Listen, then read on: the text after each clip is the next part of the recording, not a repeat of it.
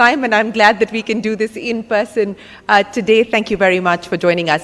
Mr. Gadkari, since we are talking about energy transition, and this is something that governments around the world are grappling with at this point in time, India has also set out very clear roadmap across different sectors in terms of what we want to achieve. We are, of course, committed to the objectives of COP26 as well. But I want to understand from you at this point in time, given the geopolitical context, given the geopolitical constraints and challenges, and the impact of that on our energy security, is there discussion on within government on what can be done to further accelerate the move towards renewable, to further accelerate the move away from fossil fuels? Actually, this is a very important question. Presently, because of import of crude oil, we are facing crucial economic challenges. At the same time, pollution problems. We have import of 8 lakh crores for petroleum products in India.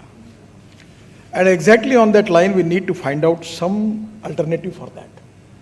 So different alternatives are there. Government is working on all options. And I feel that in due course of time, we will be in position to give an alternative solution for the country.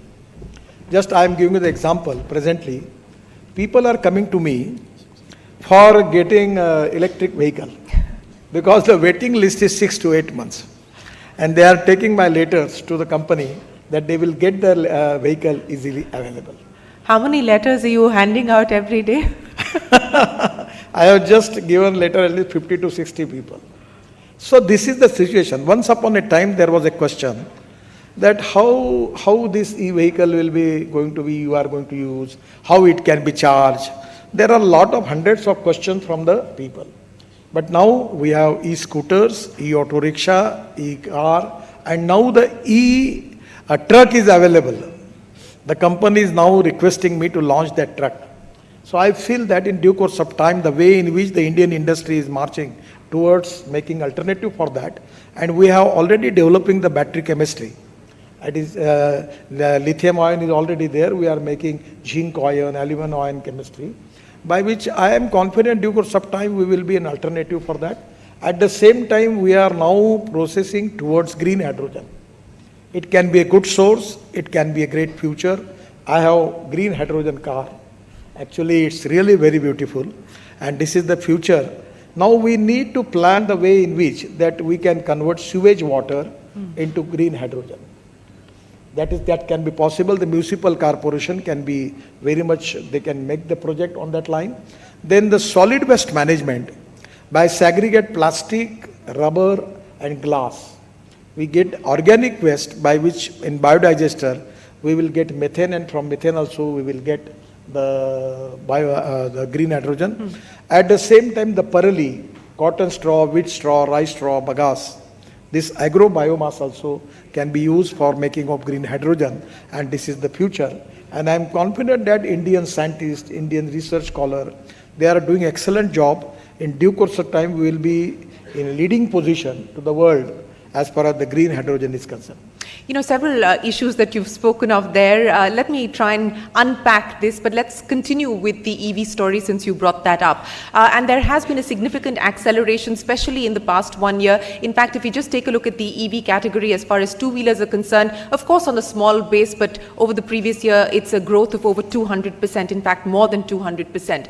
What I want to understand from you is, you're trying to address this issue on the supply side, courtesy the PLI schemes. You're also trying to address this issue on a demand side from the perspective of providing customers and OEM subsidies under the FAME program. Now, the outlay for the FAME program, which for the benefit of our audience is the subsidy program that the government has put in place. This is the second edition and the second installment of that to try and subsidize and make e-vehicles more affordable. It's got an outlay of 10,000 crores.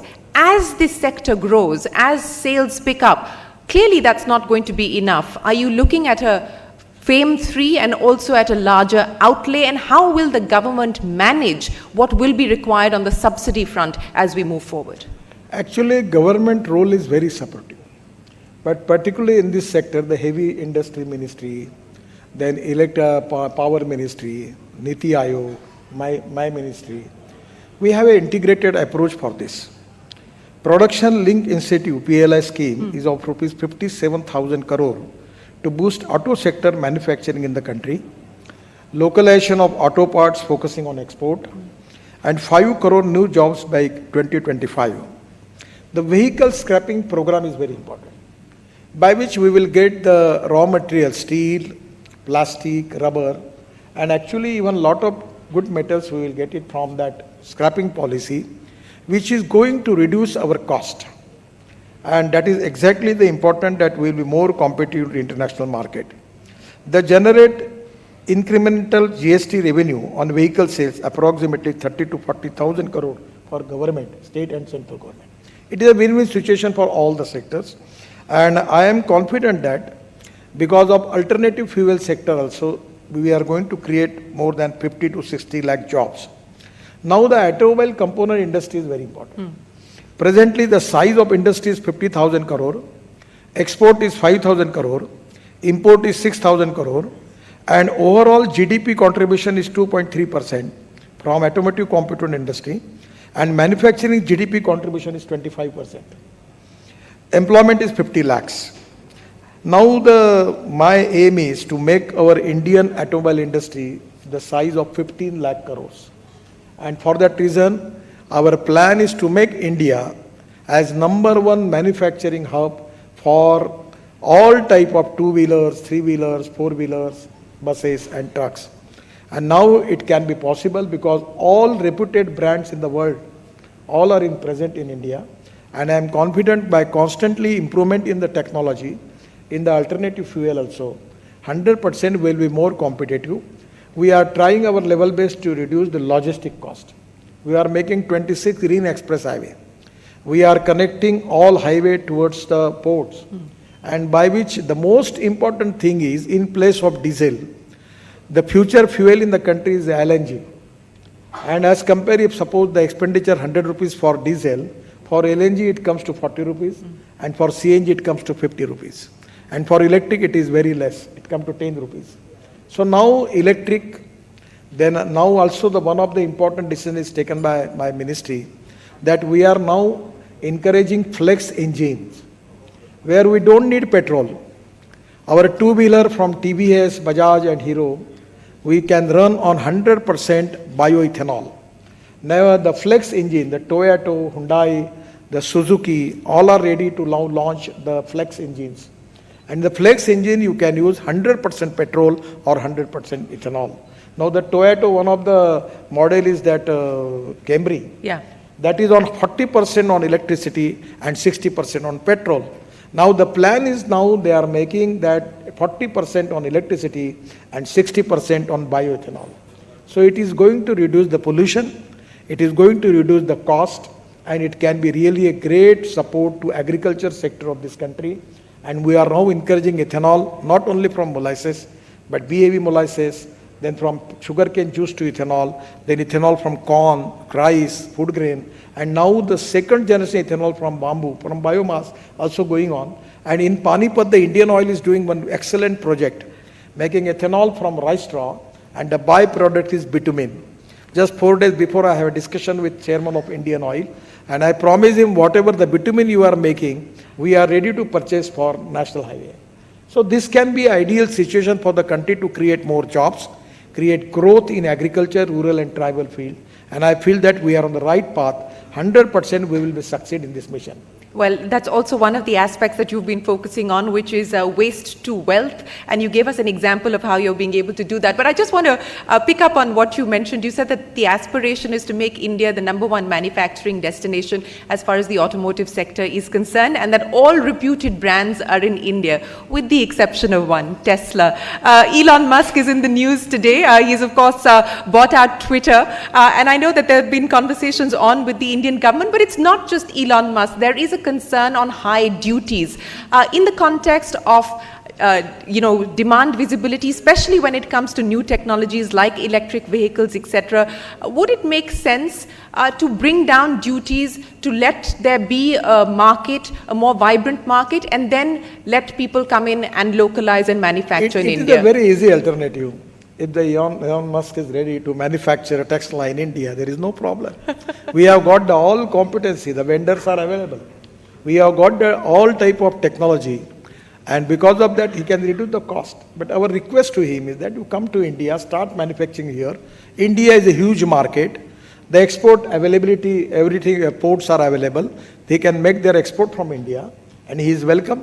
He is welcome in India. We don't have any problem. But suppose he want to manufacture in China and sell in India, it cannot be a good proposition for India. Our request to him is come to India and manufacture here. We will support him. All right, we will. We hope that that message is transported to Elon Musk via Twitter. But Mr. Gadkari, but one thing I will tell you, the way in which I have given answer in Parliament, that how much increase in e-vehicle, particularly in one section in electric buses, there is an increase in 1300%.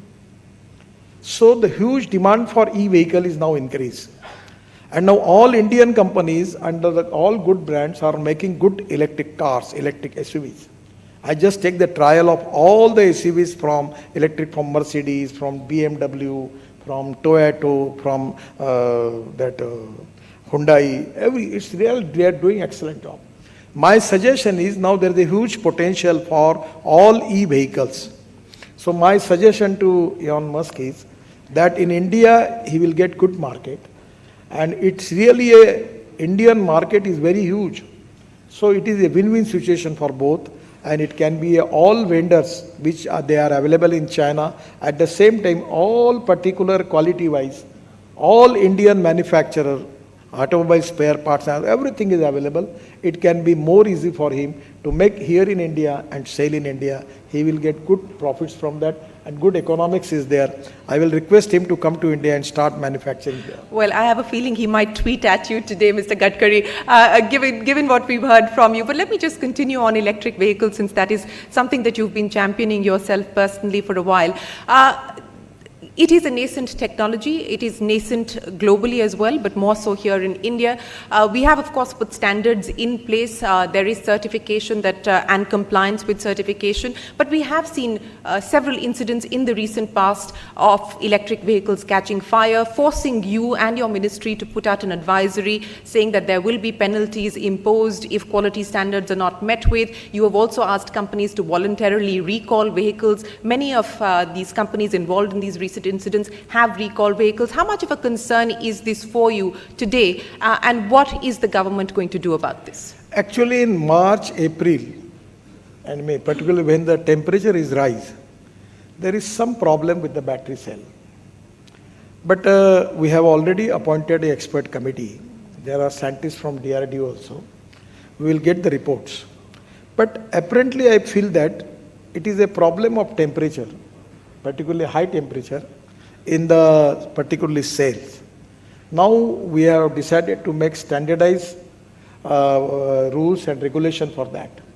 We need to have a testing system by which we need to test the battery and cell.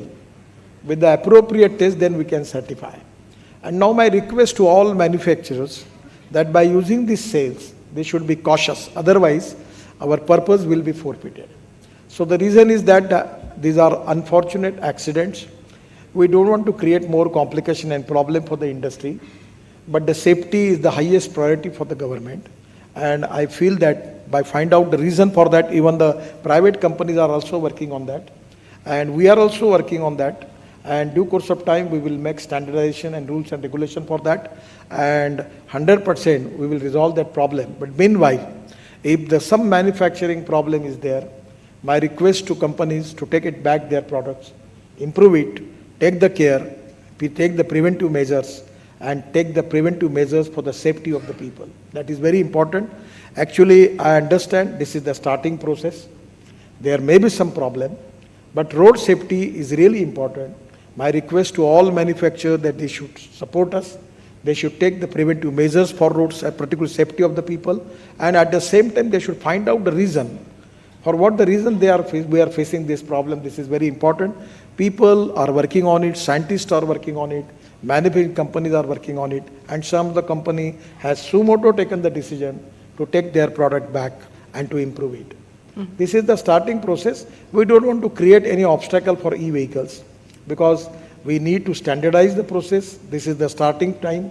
I feel that with the due course of experience also, we can find out the solution and we will resolve these issues. Let me move to another issue that you brought up, and that is the issue of green hydrogen. The government has put out the first phase of its green hydrogen policy, and we've already got a lot of the big Indian conglomerates lining up to invest in green hydrogen, from the Reliances of the world to the Adani Group and many more. Is it likely to be viable in the near term? How will the cost work out? Actually, frankly speaking, there is a different type of oxygen, hydrogen. One is black hydrogen, that is from coal. The other is hydrogen from petroleum products. But my request to all manufacturers that we need green hydrogen. Because already our Prime Minister and our government has commitment for ecology and environment. And for that reason, we need to find out economic viability. Now I am just giving you the example in the municipal party, particularly, we have sewage water is available. In my own city in Nagpur, we are selling our water to the government of Maharashtra for power generation, getting 325 crore rupees as a royalty. Now the water is available. In the same place, there is we need system for, particularly for solid waste management, we need to segregate that. From that, we will get glass, metal and plastic. The recycling of these three materials is available. At the same time, from organic waste. And even from biomass, that is cotton straw, wheat straw, rice straw, bagasse, everything, we can make green hydrogen.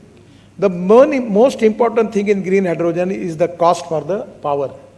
So in the rooftop, we can make solar and small windmill, by which we can reduce the cost of power less than 2 rupees 20 paisa per unit, and by which it will be positioned to make the cost of the green hydrogen less than $1 per kg. And I am confident that. And the second thing, for compressing that green hydrogen, we need generator. So now for generator, if we use diesel, the cost is 110 rupees. In place of that, we can use bioethanol. So the cost is 62 rupees.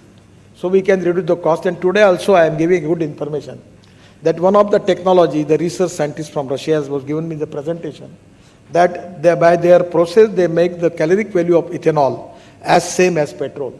Now the Indian oil has 3 months, 4 months taken all the trials and it is proved. So by which 1 liter of petrol was equal to 1 liter 300 ml of ethanol. But now by this technology we will get 1 liter of ethanol equal to 1 liter of petrol, by which we will get the same mileage like the petrol, and that can be a great revolution in the country. So by using ethanol for generator set is very important. 2,000 crore liter diesel we are using in this IT tower for a generator set. And just I am requesting the minister, and also there is a meeting now, that whether it is we are in position to use ethanol for generator, it can be a green fuel. Our idea, our policy is import substitute, cost effective, pollution free and indigenous. Well, that's a fairly ambitious target that you've set out for industry of less than $1 per kg of green hydrogen. But let's talk about green financing, since we are talking about green hydrogen. And all of this requires significant amounts of money, Mr. Gadkari, as you are well aware. As we make this transition, as we make this shift, there is only limited or constrained finances that the government has to play around with. You will need external sources of funding as well to finance this. What's the plan on that front? Actually, I'm giving you the example of one of the company from Bangalore. The 4 talented engineers from USA, they started the manufacturing for electrolyzer in Bangalore. And now the 90% of their production is they are exporting to USA. Now one of the Australian group is also interested. A lot of people are coming to India. And Indian engineering talent is really very, very competent. And now they can start it. The market is there. Investors are there. I'm giving the example. I'm making roads. I don't, just before coming to this program, I have a discussion with the investor from USA. I was humbly telling them that I don't have any investment problem. Even I can make the roads of 5 lakh crores every year. I don't have problem for investment. If the economic viability is there, marketability for the product, and availability of raw material is there, and appropriate technology, there is no problem about investment. People are ready to invest. Even Indian investors are ready, and the foreign investors are ready. And this particularly automobile sector is a huge sector, having tremendous potential. I feel that we don't have any problem for that. Okay, so you believe that it will be easy to draw in investments, but you talked about infrastructure, and of course you put fairly aggressive targets as far as road building is concerned, road construction is concerned. So I want to understand from you, linked to this transition is also going to be infrastructure development and much more infrastructure development. What can we expect now? What's the latest target that you've set in terms of road construction for the ministry? And more importantly, we've seen a significant rise in commodity prices on account of the conflict between Russia and Ukraine at this point in time, steel prices, cement prices. How much of that is a factor? How much of that is weighing on your plans in the infrastructure sector today?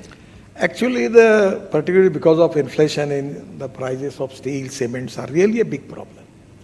Our contractors are also facing the problem because now the economic viability is really a problematic.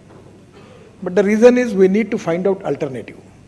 Just now the proposal is ready in my office that we are now using alternative thing for the steel. We are now decided to use glass fiber steel, and we are now going to issue the notification for that. We need to find out the different alternatives for that, by which we can reduce the cost. Because when there are more manufacturers, 100% there is a competitive price. When there is monopoly, the cartel is there. So this is very important. And the second important thing which I feel that it is because of the energy prices, everywhere it is rising. Coal, petroleum products, all type of energy is now the cost is high. The best option is import substitute, cost effective, pollution free and indigenous. Now government is giving lot of coal mines for the private sector, and by which we are going to increase the coal production in the country. We are very cautious about increasing the production of bioethanol. We have sugar surplus, wheat surplus, corn surplus, and that this is the time that we need diversification of agriculture towards energy and power sector. So we are on the same line to increase the production of bioethanol. Then we are using by biotechnology, we are increasing the productivity of biomass and using biomass for making of green hydrogen and ethanol. We are also trying to develop methanol in the country. Now we can add 15% methanol in diesel. So these are the lot of new initiatives taken by our government, and ultimately in our power basket, 38% of the power is the solar power. So 100% I am confident that we want to increase solar power, wind power. We are also try to increase the thermal power because we don't have any option. Regarding coal, a lot of coal is imported. This is the time that we have a lot of coal mines available in India, so we need to increase the production. So on the way, we are trying our level best. At due course of time, we will be import substitute, cost effective, pollution free and indigenous power alternative solution for the country. That's clearly the slogan that you've come up with, right? You keep repeating that over and over again. But Mr. Gadkari, two follow-up questions to what we just heard from you. And I think there were concerns, especially at the end of the negotiations at the recent climate summit, on our position as far as coal is concerned. And many felt that India hadn't taken an as aggressive a stand on coal or cutting down coal production as the world was expecting of us. But there is also a practical reality that India needs to contend with, which you just sort of gave us a brief overview on. How do you convey this message to the world that at least as far as not just the near term, but a fairly long-term view is concerned, we will need to continue to depend on thermal production and on coal? Actually, frankly speaking, water, power, transport and communication. Without that, we don't have industry. Without industry, we don't have capital investment. And without industry and capital investment, we don't have employment potential. As far as we are a developing country, power is very important. But we are on the mission that presently 38% of the power is solar power. Now our idea is to go it up to the 60%. The most important thing is now we should think about geothermal power, hydropower, more hydropower. But many of the hydropower projects they are facing problem because of environment issue. Yeah. So these are the issues also we need to find out the solution for that. Even we have to increase hydropower, that is the most important. Then we are making green power from biomass. At the same time, it should be economically viable. And for that reason, presently we have a lot of coal thermal power project. And now in the future, the process is stopped. Now we don't have too much expansion in the coal project. But ultimately for our thermal power, we need coal. Without that, we cannot survive. It is really a big problem for the country. But at the same time by which we are increasing green power in the power basket, the day will come that we will be more than 65 to 70% green power. And day by day, we are marching towards that mission, that the day will come that India have maximum green power in the country. But this is to be some practical limitation, difficulties are there.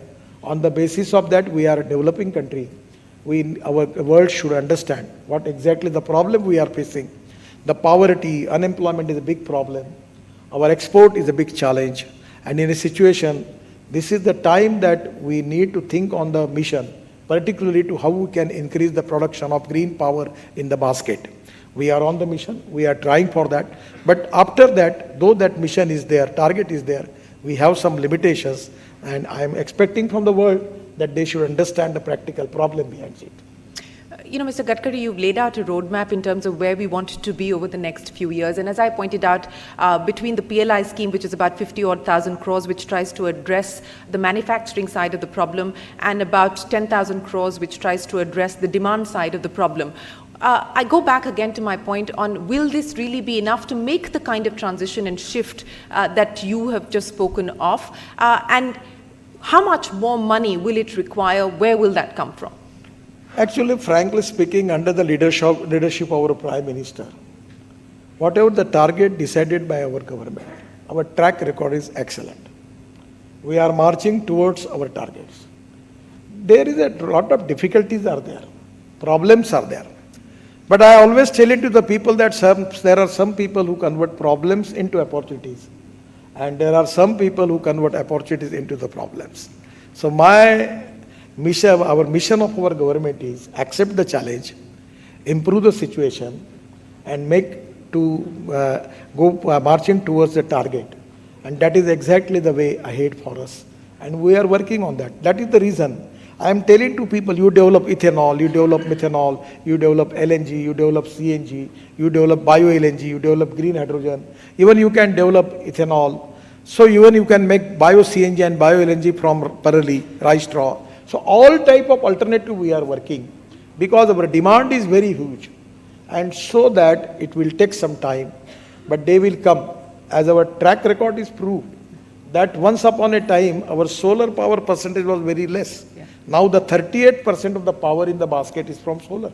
And 100% within a few years, we will go up to 60%. But at the same time now, this is the time, we have to think about the more nuclear power, think about in place of sodium, in place of uranium, we need to find out the technology on thorium base, that because it is available in the country, because the import cost is also very, very important.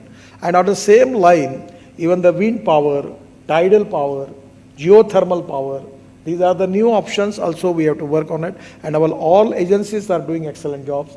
And by making alternative fuel also, we can reduce the import and we will resolve the problem of pollution also. And we are encouraging public transport system on electricity. Now in my department, we are starting for that road train bus on electric cable. Mass rapid transport on electricity is the big solution. So we are working on that. The problem is difficult, but I am confident that we will be in position to resolve the problems. So let me get you to delve a little deeper on that, and I think we've got just about a minute before we close. You said that your government's mandate is to convert problems into opportunities. So what are the big problems that you're focusing on personally at this point in time, and by when do you believe that you're going to be able to capitalize on them as opportunities? Actually, the import of petroleum products is a big economic challenge and environment challenge. At the same time, using agriculture as a base to create more employment opportunities in the rural, tribal and agriculture area, where the socially, economically, educationally backward people are there. And to develop economic growth in that area is the highest priority.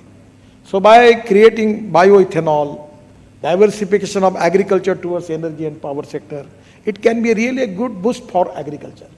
At the same time, creating more employment potential is the need of the country. The automobile sector size is 7.5 lakh crore. The automobile spare parts industry size is 50,000 crore. And now our idea is to make Indian automobile industry so competent that we will be #1 manufacturing hub in the world. That's the reason we are now starting scrapping policy by which the material like plastic, rubber, steel will be available with low cost, and by which we can reduce the cost of particularly vehicle in the country, will be more competitive in international market. So I feel that the way in which we are working on different line, 100% in due course of time, we will be 100% going to resolve all problems and give a green solution for the country. So due course of time is very broad. Can you be a little more specific of what we should expect in terms of timelines? Sir, you check my track record. Neither opposition, neither journalist never can ask me any question about my declaration, what I say, what I mean. 100% we are going to do it. But regarding this question, this is really a very big task. Yeah. The Niti Ayog, Amitabh Kantji here, he is working day and night for that.